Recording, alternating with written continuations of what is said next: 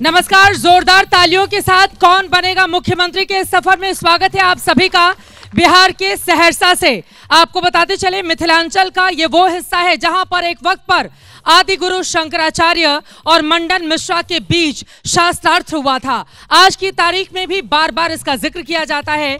ये वो हिस्सा है जो कोसी के प्रभाव क्षेत्र में आता है और बाढ़ बारिश यहाँ की प्रमुख समस्या बनकर यकीनन लोगों के लिए एक बड़ी समस्या के तौर पर उनकी जिंदगी को आगे बढ़ाने का काम करती है। सरकार की ओर से तमाम दावे किए जाते हैं, लेकिन उन दावों का कितना असर पड़ा ये देखना महत्वपूर्ण रहेगा। आपको ये भी बताते चले कि लोकसभा के लिहाज से इस जिले में एनडीए का कब्जा है, तो वहीं विधानसभा की 4 सीटों में से एनडीए ने 3 पर जबकि 1 पर आरजेडी ने 2020 में बाजी मारी थी। लेकिन इस बार की परिस्थिति क्या कहती है? सहर्षा, जिसका शाब्दिक अर्थ होता है सहर्ष यानी कि अति प्रसन्नता, ऐसे में विधानसभा चुनाव में जब वोट डाले जाएंगे तो कौन सा वो मुद्दा रहेगा जिस पर अति प्रसन्न होकर सहरसा के इस भूमि के लोग वोटिंग करने के लिए जाएंगे? लोग एक बार फिर से अपने लिए तालियां बजा लें और मंच पर जो लोग मौजूद हैं उनका तारुफ आपसे करवा देती हूं। आपको बताते चले इस वक्त हमारे साथ बेहद खास मेहमान मनोज कुमार झा जी, आप प्रवक्ता कांग्रेस पार्टी के हमारे साथ जुड़ चुके हैं। मुकेश कुमार झा जी प्रवक्ता कांग्रेस से जुड़े हुए हैं। अक्षय झा जी नेता जेडीयू के हमारे साथ हैं। अमरेंद्र कुमार जी प्रवक्ता आरजेडी के हमारे साथ हैं। महेंद्र शर्मा जी नेता एलजेपीआर के हमारे साथ हैं। नवल किशोर सिंह जी नेता जनसुराज के हमारे साथ जुड़ चुके हैं। मुकेश कुमार झा से ही सबसे पहले शुरुआत कर लेते हुए, मुकेश जी ये बताइए वो कौन सा मुद्दा है जिसकी वजह से यहाँ की जनता आपको सहर्ष स्वीकार करे, मौका दे महागठबंधन? जल जमाव, बेरोजगारी, पलायन, शिक्षा, रोजगार, स्वास्थ्य, यही मुद्दा है यहाँ का। जो विकास नहीं हुआ है, एक भी विकास नहीं हुआ मैडम, आप घूम के देख लीजिए, कहीं भी विकास आपको नजर नहीं आएगा। ये लोग जुमलेबाजी का सरकार चला रहे हैं और जुमलेबाजी कर रहे हैं। अभी क्या हो रहा है, 20 साल का डबल इंजन सरकार एक तरफ वोट का चोरी कर रहा है, एक तरफ वोट को खरीद रहा है। मैडम अभी 10,000 रुपया 20 साल में नहीं दिया गया, अभी 20 साल में दिया गया। वो कह रहे हैं महिलाओं को मजबूत कर रहे हैं। अरे महिला को कहां से मजबूत होगा? 10,000 में क्या महिला मजबूत होगा? आप बताइए, 10,000 में महिला मजबूत होगी? तो 10,000 के बाद आगे 2 लाख रुपए का भी तो है, कुछ प्रावधान किया गया है कि अगर उसमें वो खरी उतरेंगे तो उनको मिलेगा। मैडम वे लोन है, वे लोन है। अडानी अंबानी भी लोन लेते हैं, चुकता करते हैं, माफ कर देते हैं अमित शाह। सभी उद्योगपति का माफ करते जा रहे हैं। आप दिखाइए, गरीब आदमी के घर पर जाके बैंक वाले को भेजता है, पुलिस को भेजता है, उसको रिकवरी करवाता है। आप बताइए, सूद पर सूद लिया जाता है। अभी स्वयं सहायता समूह के द्वारा जो 10,000 रुपया पंचायत में दिया जा रहा है, ठीक है ना, उसका सूद चलेगा मैडम। इससे पहले भी स्वयं सहायता समूह को बैंक के द्वारा लोन दिया जाता था। सभी पीड़ित, सभी व्यक्ति वहां पर लोन से, अभी गांव में, मेरे गांव में भी आप देखिएगा, सब इतने ज्यादा परेशान है तो बार बार यहाँ की जनता क्यों मौका दे देती है एनडीए को? आप बताइए, 4 में से 3 सीटें उन्हीं लोगों के पास चली गई। घूस घूस घूस, झूठ झूठ झूठ, जुमलेबाज में फंस जाता है जनता। ठीक है, अब मैं आ जाती हूँ अक्षय झा जी। वो देख रहे हैं जुमलेबाजी करते हैं आप लोग और 10,000 रुपए देकर महिलाओं के, लोगों के वोट खरीदने का काम कर रही है सरकार। देखिए मैडम, यहाँ पे जो है सो आपको न्याय के साथ विकास चल रही है। हम लोगों का 2005 में जब नीतीश कुमार की सरकार बनी, उससे पहले जो बिहार की स्थिति थी उससे यहाँ के जनता रूबरू हैं। बिहार के इतिहास में जो आर्थिक बदहाली, राजनीतिक विभेदीकरण, हत्या, बलात्कार और अपहरण की जो बेमिसाल सूची थी, प्रशासनिक अराजकता और राजनीतिक भ्रष्टाचार की जो कहानी थी, यहाँ पे माइनस में बिहार चल रही थी। 2005 इस वक्त एक बड़ी खबर दे दें, अलीनगर से मैथिली ठाकुर को टिकट दिया गया है। भारतीय जनता पार्टी ने अपनी दूसरी सूची जारी कर दी है। बीजेपी उम्मीदवारों की दूसरी सूची जारी हो गई है। बीजेपी ने मैथिली ठाकुर को टिकट दिया है। अलीनगर सीट से मैथिली को उम्मीदवार बनाया गया है। बक्सर से पूर्व आईपीएस आनंद मिश्रा को उम्मीदवार बनाया गया है। अलीनगर से मैथिली ठाकुर को मौका दिया गया है। भारतीय जनता पार्टी की दूसरी लिस्ट आ गई है। आपको बताते चले, लिस्ट बीजेपी लगातार जारी कर रही है, लेकिन वहीं दूसरी तरफ एनडीए के भीतर घमासान थमने का नाम नहीं ले रहा है। जेडीयू और चिराग पासवान की पार्टी के बीच हम भी अपने लिए मौका ढूंढ रही है और कहा जा रहा है कि कई सीटों पर फ्रेंडली फाइट भी हो सकती है। फिलहाल भारतीय जनता पार्टी की दूसरी लिस्ट आ चुकी है। बीजेपी उम्मीदवारों की इस दूसरी लिस्ट में जो 2 बड़े नाम हैं, जनसुराज छोड़कर आपको बताते चले आनंद मिश्रा जो कि पूर्व आईपीएस असम कैडर के रहे, उन्होंने बीजेपी का दामन थामा। बक्सर से उनको मौका दिया गया है, जबकि मैथिली ठाकुर जो कि लगातार मैथिल भाषा में अपने गीत संगीत को लेकर आगे बढ़ती हैं। उन्होंने अभी 24 घंटे पहले ही बीजेपी का दामन थामा था और अब उनको उम्मीदवार बना दिया गया है। आलोक रंजन झा जी विधायक बीजेपी के हमारे साथ जुड़ चुके हैं। अब लोग कहेंगे नेता कितना भी मेहनत करता रह जाए अपनी जमीन पर, 5 साल झंडा थामे कोई और, 24 घंटे कोई बीजेपी ज्वाइन करेगा तो तुरंत टिकट पकड़ा दिया जाएगा उसको। नहीं, ऐसा नहीं है। हाँ। ये अन्य दल में आपको देखने के लिए मिलेगा, लेकिन भारतीय जनता पार्टी में ऐसा नहीं। उसका उदाहरण आपके सामने में हम यहाँ खड़ा। मेरे जैसा एक साधारण कार्यकर्ता जो एक बूथ अध्यक्ष के पद पर रहते हुए 32 साल के उम्र में सहरसा का भाजपा का जिला अध्यक्ष बनते हुए इस बार चौथी बार भारतीय जनता पार्टी ने हमको सहरसा का भारतीय जनता पार्टी का उम्मीदवार बनाया है। ये सिर्फ भारतीय जनता पार्टी में हो सकता है, दूसरे किसी पार्टी। दिल की धड़कनें तो आपकी भी बढ़ी हुई थी, पता नहीं टिकट में मौका मिलेगा नहीं मिलेगा, क्या होगा, पार्टी ऐसा ना हो बाहर का रास्ता दिखा दे। कुल मिलाकर मिल गया तो अभी नेताजी के चेहरे पर थोड़ी संतुष्टि हो गई है। नहीं, देखिए, भारतीय जनता पार्टी का कोई भी कार्यकर्ता को जहां जिस काम के लिए जब लगाना पार्टी उचित समझती है, हम लोग तैयार रहते हैं कि हमको जब पार्टी को जिस पद पर लगेगा कि यह उपयुक्त है उस पद पर हम लोगों को उपयुक्त उसका उपयोग लिया जाता है। ठीक है, यानी कि जीतने वाले कैंडिडेट को देखकर ही बीजेपी फैसला करती है। ये बातें विधायक जी की ओर से कही जा रही है। हमारे साथ आरजेडी के अमरेंद्र कुमार जी, आप प्रवक्ता हैं। अब देखिए, आरजेडी ने खाली एक सीट पर पिछली बार जीत हासिल की थी, इस बार नौकरी का इतना बड़ा दावा किया गया है तेजस्वी यादव की ओर से, लेकिन सहरसा की जनता आपकी पार्टी को मौका क्यों दे? वो कौन से ख्वाब हैं जो आप जनता के पूरे करेंगे, जिसकी बदौलत आपको लग रहा है कि इस बार यहाँ पर बदलाव हो सकता है? सबसे पहले आपका हम हार्दिक अभिवादन करते हैं इस सहरसा की धरती पर, जो और मंडन मिश्र और बाबा कारू खिरहर की इस धरती पर हम आपका हार्दिक अभिनंदन करते हैं। और आपने जो इससे पहले कोसी की समस्या को रखा, सिर्फ आपके प्रश्न से ही उसका जवाब मिल जाता है। आप ये सहरसा को शहर जैसा नहीं रहने दिया। ये लोग 20 बरस की बात करते हैं ये लोग। हम आपको कहेंगे कि आप एक भी वार्ड में चले जाइए मैम, किसी भी वार्ड में मोटरसाइकिल का जो है चक्का वो हिलने लगता है, एक भी वार्ड में जो है सड़क नहीं है। और जहां सहरसा के विकास की बात है, हम पूछना चाहेंगे कि क्या हुआ पेपर मिल का? एक दुग्ध उत्पादन केंद्र डेयरी यहाँ हो रहा था, उस डेयरी को उठा करके सुपौल दे दिया गया। सहरसा में किसी भी विकास का बात नहीं है। और हमारी जो सरकार होगी, हमको वोट क्यों लोग देगा? अब सिर्फ हाथ में कमाई और होठों पर लाली और चेहरा पर मुस्कान।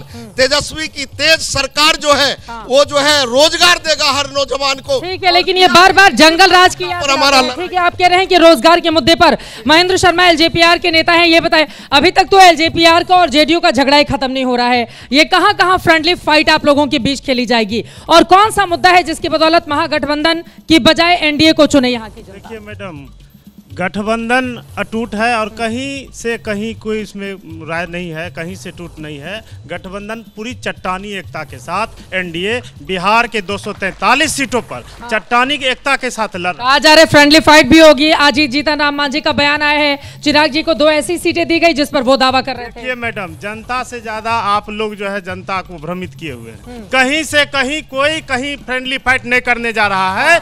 सभी पार्टी एनडीए के मुस्तैदी से जिनको जो सीट मिला है उस पर एनडीए अपनी मजबूत दावेदारी। अरे अब चिराग पासवान अपनी पार्टी के लिए तो रोशनी कर दिए और उधर बेचारे जेडीयू और हम के नेताओं को आपने मुश्किल में डाल दिया, तो फिर कहेंगे कि जनता के को मीडिया ही भ्रमित कर रहा है। मैडम, हमारे नेता का नाम ही है चिराग पासवान और हमारे श्रद्धेय रामविलास पासवान जी ने भारत के लिए बहुत उम्मीद से अपने पुत्र का नाम चिराग रखे थे और निश्चित रूप से यह चिराग अब कई आंधियों पर भारी पड़ने वाली है।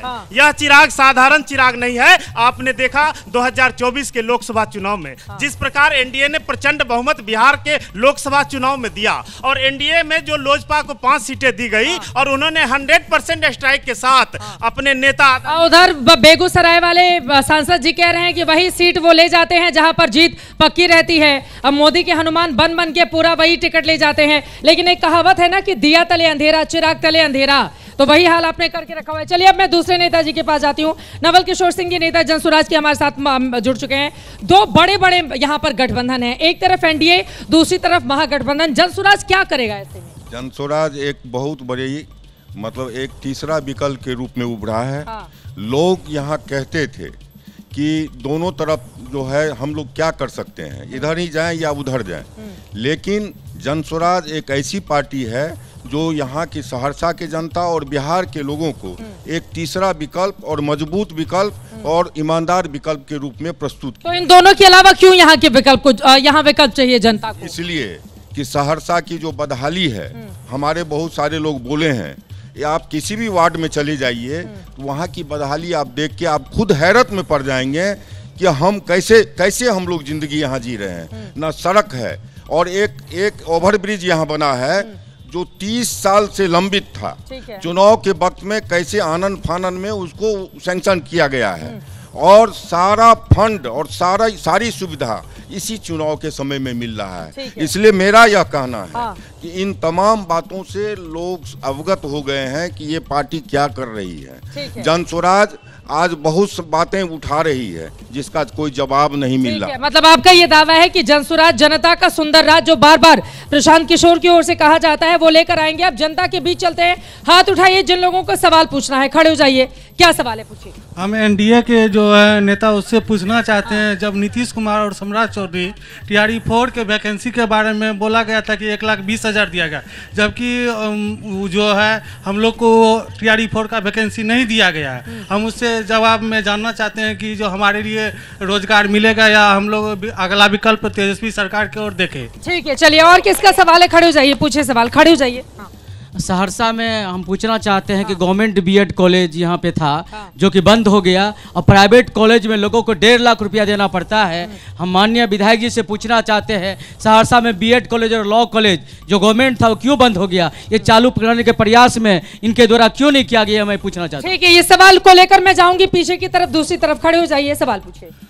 हम माननीय विधायक महोदय से पूछना चाहेंगे कि सहरसा जैसे पिछड़ा इलाका, बाढ़ पीड़ित इलाका, यहाँ एम्स का निर्माण लगभग हो गया था, हमारे पास 220 एकड़ जमीन थी, सारा कुछ हो गया, लेकिन यहाँ एम्स यहाँ नहीं बनकर पटना के बगल में दरभंगा हो गया। आखिर वो सहरसा में क्यों नहीं बना एम्स?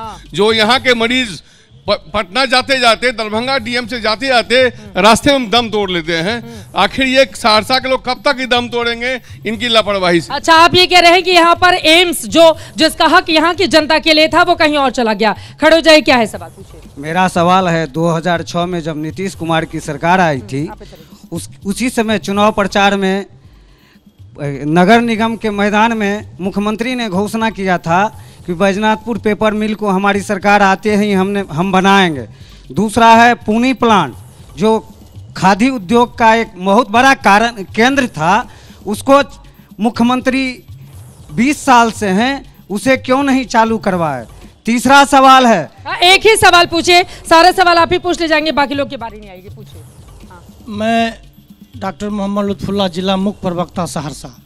मैं आरजेडी के प्रवक्ता से कहना चाहता हूँ। आप मुख्य प्रवक्ता कौन से पार्टी से? जनता दल यूथ। अच्छा, पूछिए।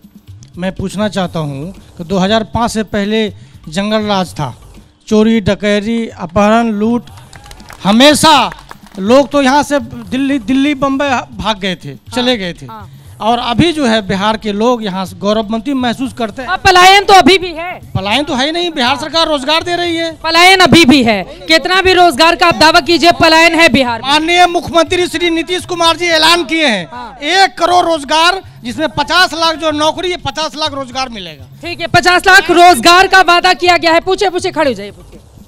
विरोधी का काम ही है विरोध करना। अभी एनडीए सरकार में मोदी जी और नीतीश जी के नेतृत्व में बहुत ज़बरदस्त विकास हुआ है, चाहे सामाजिक सुरक्षा पेंशन हो, चाहे 125 यूनिट बिजली फ्री की बात हो, चाहे आवास योजना हो, आयुष्मान योजना हो, जितने भी सारे योजना है सब में दोनों मिल करके बहुत शानदार काम कर रहे हैं। अभी महिला बहनों को 35% आरक्षण दिया गया है, 10,000 रुपया रोजगार के लिए दिया जा रहा है। चारों तरफ खुशहाली है, चारों तरफ खुशहाली है, लग रहा है खुशहाली है।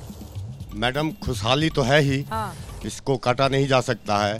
हम पप्पू यादव जी के पार्टी से हैं। अच्छा। हम लोग इतना जानते हैं, जो पप्पू यादव जी को दरकिनार करना महागठबंधन को भारी पड़ सकता है। पप्पू यादव जी को दरकिनार किया जा रहा है? बिल्कुल। महागठबंधन सीधे आरजेडी का नाम लीजिए। नहीं, महागठबंधन, क्योंकि वो कांग्रेस माइंडेड हैं, उनको कोई कांग्रेस माइंडेड क्या है? लोकसभा चुनाव के 10 दिन पहले कांग्रेस ज्वाइन किया था, फिर आरजेडी ने मना कर दिया, टिकट नहीं देंगे तो निर्दलीय उतरना पड़ गया। जी बिल्कुल, इसका खामियाजा पूरे बिहार में महागठबंधन को भुगतना पड़ेगा। तो आपको क्यों लग रहा है कि कौन जलता है पप्पू यादव से कि महागठबंधन में उनको साइड कर दिया गया है? पप्पू यादव से जो चम्मच से पाले हुए तेजस्वी यादव जी हैं, सिर्फ उनको डर लगता है। पप्पू यादव अगर आगे जाएंगे तो उनका रास्ता साफ हो जाएगा। अच्छा ठीक है, पप्पू यादव से तेजस्वी यादव को डर लगता है। आ रही हूँ इस तरफ, दूसरी तरफ जाएंगे, जरा अंदर से आ जाइए, इधर आ जाइए, खड़े हो जाइए, पूछिए सवाल। मैडम मेरा सवाल है, जब ये देश गरीबों का है तो शिक्षा एक समान होना चाहिए। मैं सारे दलों के नेता से पूछना चाहता हूँ, जो प्रधानमंत्री का बेटा अमेरिका में पढ़ता है और किसान का बेटा, कौन से प्रधानमंत्री का बेटा अमेरिका? कोई भी प्रधानमंत्री, मुख्यमंत्री, विधायक, सबका शिक्षा जो है ये मूल चीज है किसी भी देश या राष्ट्र या जिला के लिए।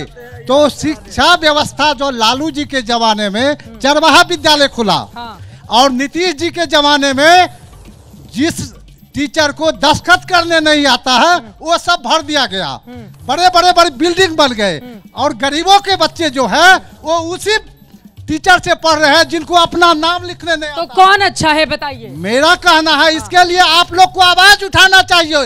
जब देश, इसीलिए तो आए हैं यहाँ पर आवाज उठाने आपकी। इसके लिए संसद में, विधानसभा में पारित हो जो वही व्यक्ति चुनाव लड़े जिसका बेटा सरकारी विद्यालय में पढ़े, ऐसा कानून होना चाहिए, तब ये देश का काया। और कितने तक पढ़ा रहे कि आप उसको चुनेंगे? कितनी पढ़ाई लिखाई किया रहे कि आप उसको चुनेंगे? कितने पर आज जो हालात है, जो एक चपरासी के लिए इंटर पास लिया जाता है और एक एमएलए एमपी को वो औंठा छाप को चुना जाता है, इसको कौन बदलेगा? ठीक है, चलिए सवाल का जवाब मैं ले लूंगी क्योंकि इस पर तो बीजेपी और आरजेडी दोनों ही पार्टियां घिर जाएंगी जिस तरह के आरोप हैं। बताइए सवाल। देखिए, ये जो अभी सरकार है, ये बीजेपी और जदयू का गठबंधन और माननीय प्रधानमंत्री का जो बिहार के साथ सौतेला व्यवहार है, वो बिहार आते हैं तो सहरसा से एक ट्रेन देता है आपको पलायन के लिए। जो लोग यहाँ पर लाखों की संख्या में जा रहे हैं तो सहरसा से एक नया ट्रेन दिया जाता है लंबी दूरी के लिए, और गुजरात जाते हैं तो फैक्ट्री की बात करते हैं। आखिर इस तरह की बातें बिहार में क्यों की जा रही? बिहार में क्यों नहीं फैक्ट्री लगाई जाती है? बिहार में क्यों नहीं? तो कौन फैक्ट्री लगाएगा? किससे उम्मीद लग रही है कि वो फैक्ट्री लगाएगा? बिल्कुल जनसुराज प्रशांत किशोर जी जो विजन लेकर के आए हैं बिहार में, वो बिल्कुल बदलाव की बात कर रहे हैं और पूरा बिहार अब तैयार है इस बदलाव के लिए। ठीक है, क्या जनसुराज को मौका दिया जाएगा? थोड़े इधर वाले खड़े हो जाइए, पूछे अपनी अपनी जगह पर खड़े होकर हाथ उठाएंगे। हाँ। मेरा सवाल जनसुराज पार्टी से है कि उनका मुद्दा है पलायन को लेकर के। तो पलायन की राजधानी है सहरसा, सहरसा से सबसे ज़्यादा पलायन होता है, तो मजदूर के लिए ऐसा क्या करने वाले हैं अगर वो सत्ता में आते हैं? दूसरा सवाल इसी से जुड़ा हुआ है कि जो इसका रीज़न है पलायन का, यहाँ कोसी आता है और लोग तबाही से झेलते हैं जानबूझ, मतलब उनके पास कोई ऑप्शन नहीं है बाहर जाने के अलावा, तो वो इस चीज़ को इतने साल से 20 साल से, मतलब आप ये बता रहे हैं कि कोसी की वजह से सब कुछ डूब जाता है तो लोगों के पास कुछ ऐसा साधन ही नहीं है बाहर जाने के अलावा, और बाहर जाकर मजबूरी करती है जनता। और वो अगर सत्ता में आते हैं तो इसको रोकने के लिए जो राजधानी है पलायन का सहरसा, आप पता कर लीजिएगा सबसे ज्यादा पूरे इंडिया में सहरसा को पलायन की राजधानी कहा जाता है। आप देख लीजिए, आप चलिए अगर मेरे साथ सुबह में आप अगर जाइएगा तो उनको पलायन जो करते हैं मजदूर, रात में ठहरने के लिए शेड नहीं है, जैसे दिल्ली में बनाया गया, यहाँ भी बनाया जाए, मजदूर उसमें सोए रहते हैं, फिर सुबह में ट्रेन पकड़ते हैं, क्योंकि ज्यादातर ट्रेन सुबह में खुलती है, तो उसके लिए क्या करना? अरे ये तो बहुत दुर्भाग्यपूर्ण स्थिति होगी ना अगर शेड बना भी दिया जाए। पलायन को रोकने के लिए सरकार की ओर से क्या कदम बढ़ाए जा रहे हैं, ये बड़ा सवाल होना चाहिए और इसका जवाब भी सत्ताधारी पार्टी को देना। मैं इनके सवाल से सहमत हूँ। आप सुबह अगर 8 बजे राजधानी जाती है अमृतसर के लिए, उसमें जाइएगा तो इस तरह से ठूस ठूस के लेबर जाते हैं, उसमें देखिएगा तो मतलब समझ में नहीं। ये गलत बात है, इधर से नहीं, आराम से अपनी बात रखेंगे, उनकी बात हो जाए। सुबह में 8:45 में राजधानी अमृतसर के लिए जाती है। पलायन का ये दशा है कि उसमें लेटरिन रूम में ठूस ठूस के जाते हैं, इतने मजदूर भर जाते हैं, बहुत ज्यादा बुरा स्थिति, एक भी उद्योग धंधा सहरसा में नहीं लगा। तो कौन लग रहा है कि कौन बदलाव लेकर आ पाएगा? बिल्कुल, मेरा मानना है कि बदलाव लगातार होते रहना चाहिए, किसी भी सरकार आए 5 साल में बदलाव हो, 5 साल में बदलाव होना चाहिए। खड़े हो जाइए, आइए पूछे, पीछे वाले लोगों के पास चलते हैं, पूछे क्या सवाल है। मेरा सवाल जो आरजेडी के लोग हैं उनसे है और जन स्वराज से है कि दोनों लोग कहते हैं कि हम आएंगे तो पलायन रोकेंगे।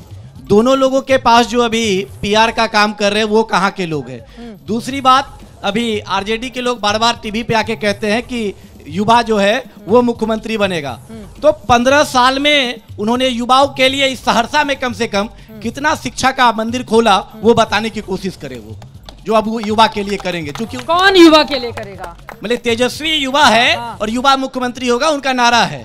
तो वो 15 साल में युवा के लिए क्या किए जो अब करेंगे? 15 साल में शिक्षा में क्या उन्होंने योगदान? तो तेजस्वी यादव शिक्षा में करेंगे, नीतीश कुमार करेंगे, मुख्यमंत्री तेजस्वी यादव हैं। वो अपने मैनिफेस्टो में ला रहे हैं, तो जो 15 साल में कुछ नहीं किए वो अब क्या करेंगे? मतलब जब उनकी पार्टी का शासन था तो कुछ नहीं किया गया। उन्होंने ना एक स्कूल खोला, ना एक कॉलेज खोला। वो बार बार कहते हैं ना चरवाहा विद्यालय खोला गया। जी, चरवाहा विद्यालय खोला गया और स्किल डेवलपमेंट के लिए ना तो ITI, ना तो पॉलिटेक्निक, ना तो इंजीनियरिंग कॉलेज खोला गया। उड़ीसा हमसे छोटा राज्य है, उसने उतने ही समय में, उसी समय में कितना इंजीनियरिंग कॉलेज, ITI और पॉलिटेक्निक। चलिए मैं सवाल का जवाब ले लूंगी, खड़े हो जाइए, पूछिए सवाल क्या है। हाँ, हम लोकल सहरसा के मुद्दा पे बात करेंगे। अभी वो RJD के बोल रहे थे जो यहाँ कुछ नहीं हुआ है। हम उनसे पूछना चाहेंगे जो 15 से 20 में उनके विधायक थे, वो एक भी काम यहाँ का गिना दे सहरसा में उनके विधायक द्वारा क्या किया गया। अभी देख लीजिए आप सहरसा में, तो 15 से 20 वाला सवाल पूछा जाएगा। 20 से 25 में किया है विधायक जी ने? पूरे किए हैं, आप देख लीजिए क्या क्या काम किए हैं। यहाँ का ओवरब्रिज का काम शुरू हो गया है, जाके मत्स्यगंधा में देखिए ग्लास ब्रिज बन रहा है। यहाँ का नगर निगम, यहाँ के नगर निगम विधायक जी के ही हुआ है। ठीक है। एयरपोर्ट, एयरपोर्ट है, मेडिकल कॉलेज का स्वीकृति हो गया है। आप यहाँ 400 एकड़ जो इंडस्ट्रियल एरिया के लिए हुआ है। ठीक है, ये सब काम किया गया है, बताइए क्या है। यहाँ 134 करोड़ से वाटर स्टॉर्म ड्रेनेज सिस्टम का कार्य हुआ है। एयरपोर्ट का काम हुआ है, नया रेलवे स्टेशन बना है, मत्स्यगंधा में ग्लास ब्रिज बन रहा है जो पर्यटन में पूरे विश्व स्तर पे जाना जाएगा। जिस तरह राजगीर है उसी वो कह रहे हैं कि पलायन की राजधानी बन चुका है। मैं सारा काम गिना रहा हूँ एनडीए सरकार का, पूरा तो सुन लीजिए आप। ओवर ब्रिज का काम यहाँ हो रहा है, मेडिकल कॉलेज हुआ, इंजीनियरिंग कॉलेज खुला है। अभी 45 करोड़ के नाला और सड़क जो ये बोल रहे थे, हम लोग जब से होश संभाल रहे हैं, 40 बरस उम्र है। यहाँ एक मीरा सिनेमा रोड और विद्यापति नगर कभी ठीक नहीं था, लेकिन अभी वो बना है रोड और नाला उसमें। और जितना जर्जर सड़क नाला था वो सारा यहाँ बना है। 20 से 25 का ये सारा काम है। इससे 15 से 20 जो RJD के विधायक थे वो क्या क्या किए जरा गिनाए। ठीक है, चलिए मैं सवाल का जवाब ले लूंगी, पूछिए। आपकी मूछें नथुलाल जैसी हैं? पूरे देश में मैंने पूछा आपकी मूछें नथुलाल जैसी हैं? जो समझिए, ये जो पूरे देश में जो है सो बिहार में जो विकास हुआ है वो कहीं भी किसी भी राज्य में नहीं हुआ है। बिहार में इतना विकास हो गया है, हुआ है जो वास्तविक है। बिहार में इतना विकास हो गया है कि दूसरे किसी राज्य में हुआ ही नहीं। किसी भी राज्य में नहीं हुआ। कोई बोलता है तो समझिए वो झूठा बोल रहा है। झूठ ही बोल रहे हैं। जनसुराज RJD झूठ बोल रहे हैं। सारा का सारा आदमी नाटक और झूठा बोल रहा है। एनडीए का जो प्रत्याशी है वो 1 लाख वोट से जीतेगा। इतना बड़ा मार्जिन से जीत जाएगा। अगर नहीं जीतेगा तो 100 जूता मारिएगा। अरे नहीं, ये सब मारना पीटने की बात। 100 जूता यहाँ का पब्लिक हमको मारेगा अगर 1 लाख वोट से लोग हार नहीं जीता तो। अच्छा, हमका इतना ज्यादा ही काम हो गया। 1 लाख से कम से हारेगा, जीतेगा तो जो कहिएगा। अच्छा ठीक है, चलिए। हाँ, अब पहले से डर गई मैडम, उनके प्रशांत किशोर बोले हम राघु पर चुनेंगे, आज वो उसने किया जो हम नहीं लड़ेंगे। पहले वो डर गए, पहले सरेंडर कर गए, तो वो क्या बोलेंगे? अच्छा, आपको लग रहा है कि वो पहले ही सरेंडर कर गए हैं? जो पूछ चुके हैं वो नहीं पूछेंगे, जो नहीं पूछे हैं उनका सवाल बताइए। देखिए, विकास बहुत अच्छे तरह से हुआ है, हम लोगों के शहर में बहुत अच्छे से विकास हुआ है। विकास में कोई कमी नहीं है। अब विकास उन्हें नहीं दिखेगा जिनके आंख पे राजद का चश्मा लगा हुआ है, उन्हें विकास नहीं दिखेगा। RJD का चश्मा किसकी आंखों पर लगा हुआ है जिसको नहीं दिख रहा है विकास? हाथ उठाइए। RJD का कौन सपोर्टर है यहाँ पर? आप हैं RJD का? बताइए। कह रहे हैं ये तो चश्मा नहीं लगाया है, लेकिन पूछ लेते हैं।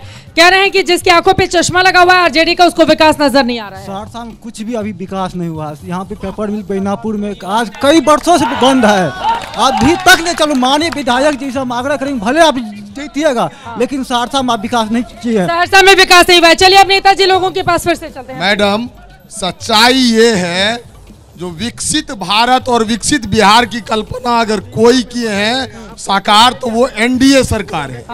वो भ्रष्टाचार में डूबी जो जंगल राज की सरकार है, वो भ्रष्टाचारियों को वो टीन वाला चश्मा लगाए हुए, उनको नहीं दिखेगा विकास। जो विकास का नाम जानता ही नहीं है उसको विकास दिखेगा क्या मैडम? वो विकास नहीं, वो एकदम वो क्या कहते हैं विरोधी जो है वो एकदम ऐसा। देखिए जो अभी 13 तारीख को लालू परिवार को, पूरा परिवार को समन जारी किया गया है कोर्ट के द्वारा, तो कितना ईमानदार और कितना एकदम जंगल राज के प्रशस्ति सरकार थे वो जो उनको समन जारी किया। तो कौन जीत रहा है? एनडीए जीते। एनडीए जीत रहा है। एनडीए बिल्कुल जीत रहा है। और लोकल सहरसा की राजनीति में हमारे माननीय विधायक आलोक रंजन जी के द्वारा जो विकास कार्य 5 साल में हुआ है वो सराहनीय है। और वो जीतने जा रहे हैं, इनके लिए उसको अग्रिम शुभकामनाएं। वो जीतने भी जा रहे हैं, अग्रिम शुभकामनाएं ही दे रहे हैं। तो चुनाव लड़ेंगे कि नहीं लड़ेंगे? घर बैठे बैठे जीत जाएंगे। हम लोग है ना, जो लोकतंत्र का अधिकार है, जो घोषणा होना वो तो होगा ही ना।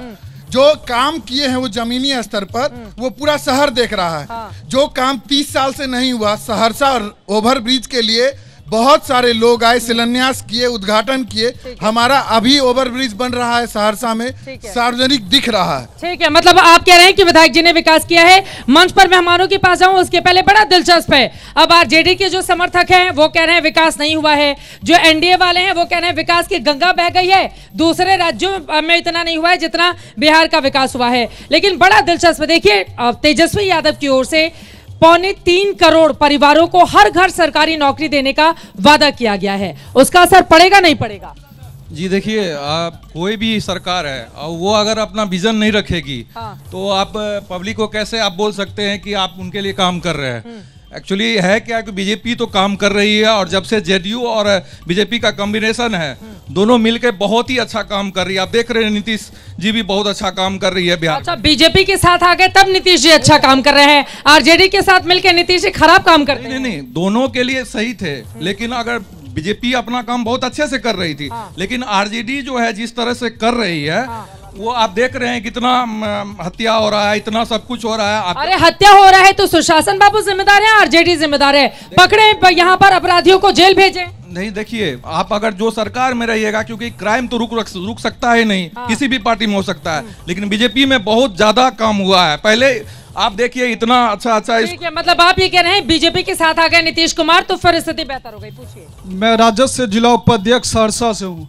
जैसे कि यहाँ पे एनडीए के साथी ने बोला कि विकास हुआ है, सहरसा में सिर्फ और सिर्फ कागज पे विकास हुआ है। और बार बार विपक्ष के द्वारा बोला जाता है कि जब राजद की सरकार थी तो यहाँ गुंडा राज हुआ करता था। आज आप देख सकते हैं बिहार के राजधानी पटना में गांधी मैदान के सामने में बड़े व्यापारी को मार दिया जाता है। पहले लोग बोलते थे कि शाम, अब चूंकि आप आरजेडी युवा नेता हैं, कहा जाता है कि जब लालू प्रसाद यादव जी का राज था उस समय मुख्यमंत्री आवास में अपराधियों को संरक्षण दिया जाता था। नीतीश कुमार की पार्टी में उनकी ओर से दावा किया जा रहा है कि जब भी कोई अपराधी अपराध को अंजाम देता है तुरंत उसको जेल भेजा जाता है। ये ऐसा जो बोल रहे हैं ये विपक्ष के लोग का काम है बोलने का। आप अगर यहाँ पे देखेंगे अभी जो सरकार जो चल रही है यहाँ अभी गुंडा राज हो रहा है। गुंडा राज हो गया है, जल्दी से पीछे से पूछिए। क्या गुंडा राज है यहाँ पर? गुंडा राज नहीं है यहाँ पे हमारे सरकार माननीय मुख्यमंत्री नीतीश कुमार जो बिहार सहरसा के लिए काम किया है, ओवरब्रिज बनना क्या विकास नहीं है? यहाँ पे रोजगार मिल रहा है कि नहीं मिल रहा है? ओवरब्रिज ही विकास का एक पैमाना हुआ। पूर्णिया में एयरपोर्ट बनना क्या विकास की काम नहीं है? ये विकास नहीं हुआ। 2005 से पहले रोड नहीं था, बिहार का कोई न जानता था कि रोड की और बिजली रोड कहाँ था। हाँ, ये बात सही है, बार बार याद दिलाया जाता है 2005 के पहले न रोड थी न बिजली, और क्राइम का ग्राफ वहां पर चरम पर था। लेकिन आप बताइए नेताजी विधायक जी, आप बीजेपी से हैं, कहा जा रहा है कि पटना में भी तो दिन दहाड़े हत्या होती है। कोई भी शहर उठाकर देख लीजिए, हर अखबार हत्या, लूट, अपहरण के खबरों से पटे पड़े रहते हैं। हमको एक बात आप बताइए चित्रा जी, आप बहुत बड़ी पत्रकार हैं और आप सब अभी खुद आप बोल भी रहे थे, अभी जो अपराध हो रहा है 24 घंटा के अंदर अपराधी जेल के अंदर जाता है कि नहीं, सो हमको बताइए। और पहले जो अपराध होता था मुख्यमंत्री आवास से उसका डील होता था कि नहीं, सो हमको। अरे तो सुशासन बाबू का ये कौन सा अपराध रोकना है कि अपराधी अपराध करने के बाद फरार हो जाता है? पटना में एक अस्पताल के अंदर घुसकर गोलियों से छलनी कर दिया जाता है एक व्यक्ति को, तो फिर अपराध रोक पाने में तो फिर कामयाबी नहीं मिली ना आपकी सरकार को। नहीं, देखिए एक बात बताते हैं, बहुत रुका है अपराध का। यदि ग्राफ की भी बात करिएगा तो ग्राफ भी बताता है कि बहुत रुका है, लेकिन कोई भी सरकार नहीं कह सकती है कि हम जीरो कर देंगे अपराध को। प्रयास सरकार करती है। सरकार के मानसिकता को देखना होता है कि किस सरकार में अपराध का पोषण किया जाता है और किस सरकार के द्वारा अपराधी पर जो है सो उसको ठीक है, मतलब कार्रवाई की जाती है। देखिए आलोक रंजन झा जी जो विधायक है, उनको आपने सुन लिया, उन्होंने कहा है कि जब भी अपराध होता है, जो भी अपराधी होता है उसको फौरन जेल भेजने का काम करते हैं, पकड़ने का काम किया जाता है। और अपराध के मामले को लेकर जंगलराज का आरोप लगाते हुए अक्सर ये पार्टी आप लोगों पर हमलावर रहती है। देखिए मैडम, इन्होंने जंगल राज कह के आया, अभी इन्होंने ऐसा जंगल राज बना दिया, महाजंगल राज बना दिया है। First cup. दूसरी बात, पलायन का मुद्दा अभी इतना बड़ा है। अमृतसर सेवा क्यों यहाँ पर दिया गया है? जो यहाँ का मजदूर सस्ता सुविधा में गुजरात जाएगा कमाने, अमृतसर जाएगा कमाने। शायद आप बनगांव में आज गई हुई थी, आपको भी उन्होंने महिला लोग ने बताया था जो मेरा हस्बैंड अभी अमृतसर में है, अभी पंजाब में। आप भी देख के आई हैं? मैं देख कर आई हूँ, बिल्कुल मैं देख आपका सोशल मीडिया हम देखे, आपके सामने मुंह महिला लोग बोल रही थी, लकड़ी का गट्ठा लेकर जा रही थी, तो आपने पूछा लकड़ी क्यों, तो उन्होंने क्या बताया? गैस अभी तक हमको नहीं मिला है। अपना पीड़ित वो बात रखी ना, आपके सामने में रखी, जो हकीकत है मैडम यही हकीकत है। लेकिन जैसे ही हम पलटकर सवाल पूछते हैं कि जीतेगा कौन, तो फिर वो एनडीए का चिराग पासवान का नाम लेती है ना। वो पासवान परिवार से थी, आपने आगे की बात यहाँ पर काट दी। मैडम देखिए, जीतने का हम बात नहीं करते हैं, जीतेंगे कैसे? आपको 10,000 रुपया हम इलेक्शन से पहले दे रहे हैं। 1100 बोलने दीजिए विधायक जी बोलने दीजिए, आप बोल लिए हैं। आपको पहले 400 रुपया मिलता था, जो इंदिरा, उन्होंने भी कहा कि हम सुन के आए हैं, मोदी जी बोली थी। वो महिलाएं क्यों नहीं नाम लेती हैं तेजस्वी यादव, राहुल गांधी का? ये बड़ा सवाल है ना। ये बिल्कुल देखिए, ये किसी भी सरकार के लिए शर्मिंदगी की बात होनी चाहिए कि यहाँ पर महिलाएं अकेले रहती हैं, उनका पति कमाने के लिए देश के अलग अलग हिस्सों में जाता है। ये शर्मिंदगी का विषय किसी भी सरकार के लिए कि मजबूरी में मजदूरी के लिए उन लोगों को बाहर जाना पड़े। लेकिन पलटकर सवाल पूछो जीतेगा कौन, तो वो नीतीश कुमार का नाम लेती हैं। तो फिर ये आप लोगों का फेल्योर हुआ ना, ये कामयाबी कैसे हुई विपक्ष की? मैडम आपने पूछी थी उससे किस जात के हैं?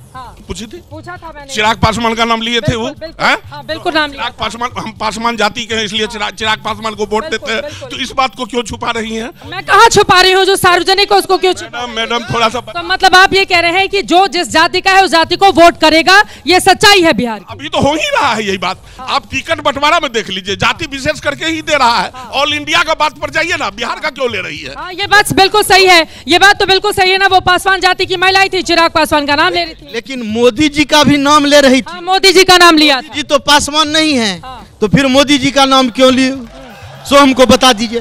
बात सो नहीं है, महिलाएं वो 2005 से पहले जो जंगल राज, अपराध, गुंडा राज था बिहार का, उसको देखी हैं और उससे अनुभव की हैं कि बिहार में किस प्रकार से महिलाएं असुरक्षित रहती थी, और यदि वो थाना में केस करने जाती थी, केस नहीं लिया जाता था।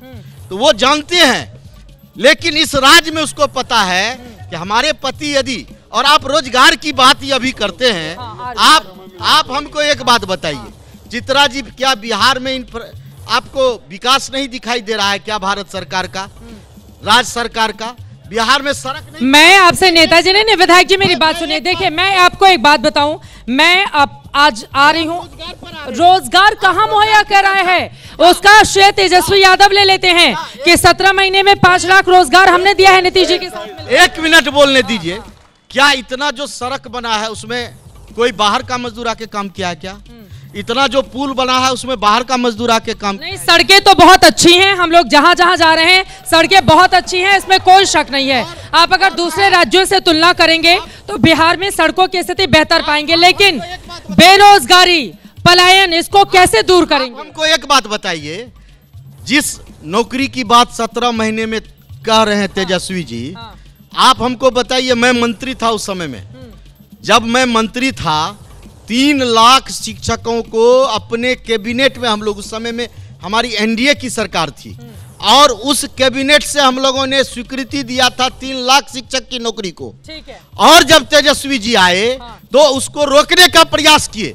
हम इसलिए कह रहे हैं, 1 मिनट आप सुन लीजिए। आप जरा आरजेडी के पास जाएंगे। हम लोग आपको पता होगा, हम लोग एक बड़ा आंदोलन शिक्षक की नौकरी के लिए, कि जो हम कैबिनेट में निर्णय लिए हैं उस निर्णय को आप रोक नहीं सकते। अरे टोटल समय भाजपा को, अरे सुन, क्या क्या क्या, अरे अब आरजेडी की बारी है, आरजेडी की बारी, आरजेडी की बारी। आप ही के सहयोगी हैं, आप ही के सहयोगी हैं वो। बताना बाकी ही था। तो आरजेडी को नहीं बोलने दीजिएगा। वो आरजेडी बोलेंगे। पेपर लीक का मुद्दा अभी बाकी है। जब लाठी चलता है, छात्र को पानी का बरसात होता है मैडम, तो पटना देखने वाला रहता है मैडम।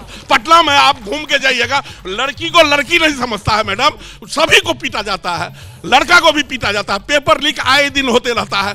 जो कोर्स 3 साल में होना चाहिए मैडम, बिहार में 5 साल में वो कोर्स पूरा होता है मैडम। कहाँ है शिक्षा मैडम, आप बताइए ना हमको। और ये तो शर्मिंदगी की बात है। अब जेडीयू की सरकार है, नीतीश कुमार 20 सालों से शासन में है। अगर छात्रों के मुद्दे पर आप लोग आंखें फेर लेंगे, 3 साल का कोर्स 5 साल में कराएंगे, वो अपना करियर कैसे बनाएगा? इस बारे में क्यों नहीं सरकार आपकी ध्यान देती? देखिए, पिछला जब लालू प्रसाद जी की सरकार थी तो उस समय में आपको एक सत्र को जो है सो 3 साल का कोर्स जो है उस समय में 10 साल होता था। हमने उसको नीचे करते करते जो है सो अब जो है सो 5 साल में नहीं, हमारा कोर्स 4 साल में हो रहा है। और आने वाली सरकार जो नीतीश कुमार, कितने साल का कोर्स 4 साल में करवा रहे हैं? कितने साल का? फिर आने वाली जो हमारी सरकार नीतीश कुमार के नेतृत्व में बन रही है, 3 साल में हम लोग कोर्स को पूरा करवाए। अरे ऐसे 20 सालों से शासन में है, 20 सालों से शासन में है, अभी भी आपको मतलब 3 साल का कोर्स 4 साल में क्यों करवाना है? ये आपकी नाकामयाबी है, इस बात को स्वीकार कीजिए। नहीं मैडम, असल में था क्या, हमको जिस समय में शिक्षा की व्यवस्था जिस समय में हमारी हाथ में आई, उस समय में आपको 8 साल डिले चल रहा था। हमने उसको कम करते करते करते करते आज हम इस स्थिति में हैं जो अब 3 साल का कोर्स 4 साल में होने जा रहा है। आने वाले दिनों में हम आपको विश्वास दिलाते हैं। वो कह रहे हैं आपके समय में 3 साल का कोर्स 8 साल में होता था, तो गड्ढा भरने में इतना समय लग गया। मैडम, जो सुखाड़ प्रदेश है वहाँ जैसे राजस्थान में घास वहाँ जो सूखा रहता है तो वहाँ ऊंट को जो है हरा चश्मा दे करके वो सूखा घास दिया जाता है तो उसको लगता है कि हरा घास है। वही एनडीए के लोग बोल रहे हैं, इनको थोड़ा भी विचार करना चाहिए।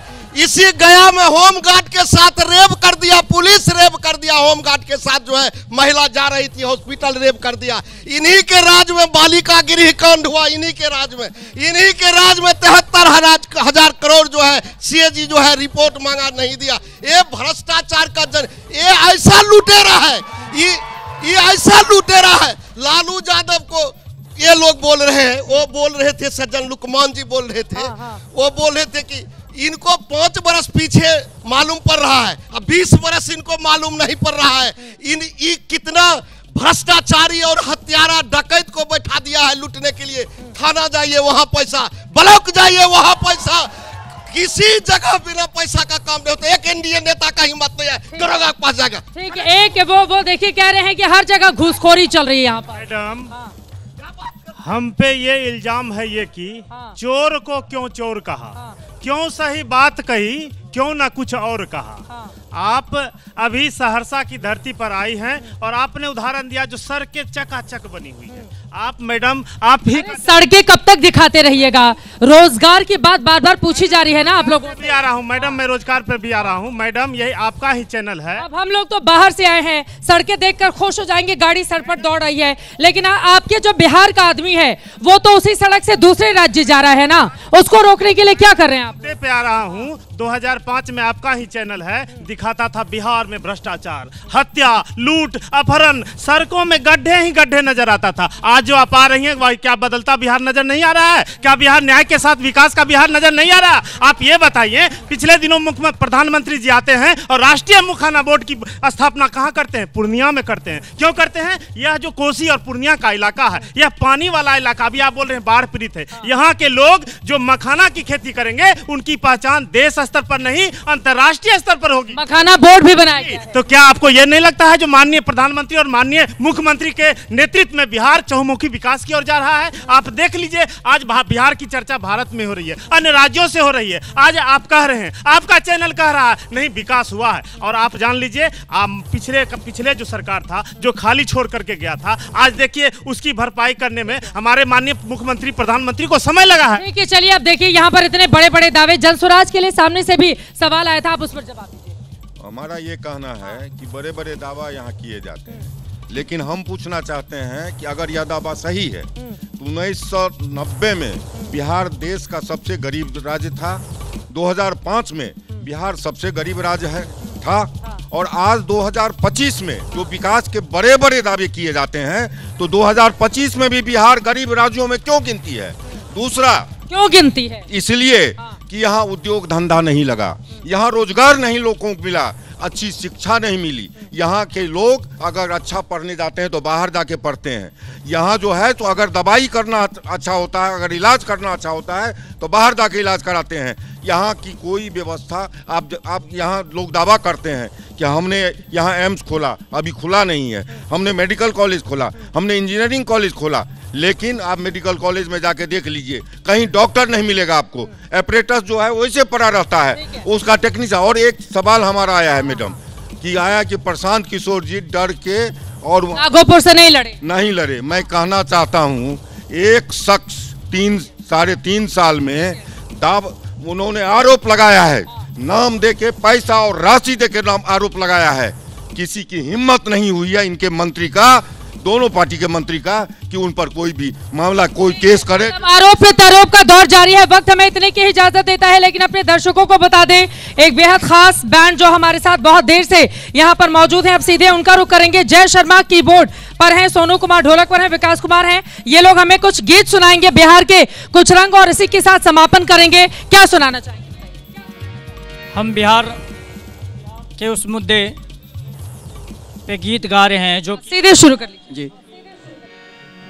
इस सहरसा को ना हिंदू ना मुसलमान चाहिए, इस सहरसा को ना हिंदू ना मुसलमान चाहिए, तो नेता कैसा चाहिए? हर मजहब जिसको प्यारा वो इंसान चाहिए, हर मजहब जिसको प्यारा वो इंसान चाहिए। इस सहरसा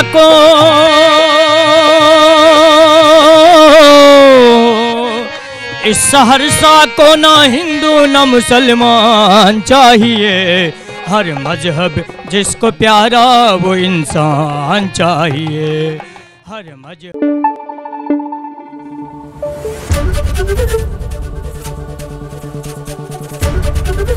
ABP न्यूज़ आपको रखे आगे।